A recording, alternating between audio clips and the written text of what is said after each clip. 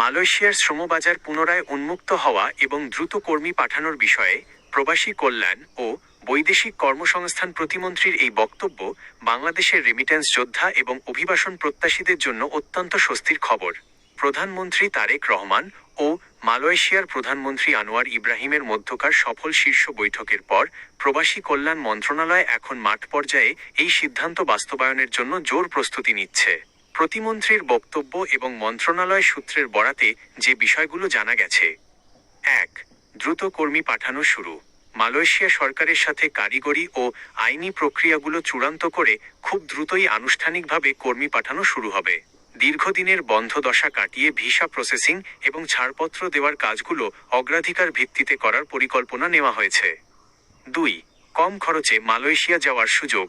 প্রবাসী কল্যাণ প্রতিমন্ত্রী স্পষ্ট করেছেন যে অতীতের মতো অতিরিক্ত অভিবাসন ব্যয় বা দালালের খপ্পরে পড়ে যেন সাধারণ কর্মীরা সর্বস্বান্ত না হন সেদিকে কঠোর নজরদারি রাখা হবে। সরকার নির্ধারিত যুক্তিসঙ্গত ও সাশ্রয়ী খরচে যেন কর্মীরা যেতে পারেন সেই ফ্রেমওয়ার্ক তৈরি করা হচ্ছে। ৩. সম্পূর্ণ ডিজিটাল ও স্বচ্ছ প্রক্রিয়া।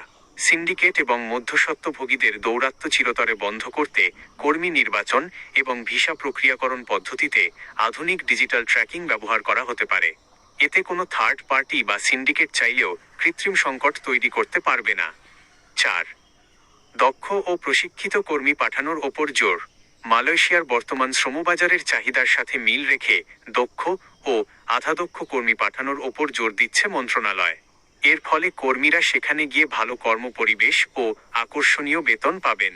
অভিবাসন প্রত্যাশীদের জন্য পরামর্শ: বাজার খোলার এই ইতিবাচক খবরের মধ্যে কোনো ধরনের ভুয়া এজেন্ট বা দালালের কাছে অগ্রিম টাকা লেনদেন না করার পরামর্শ দিচ্ছে সংশ্লিষ্ট কর্তৃপক্ষ।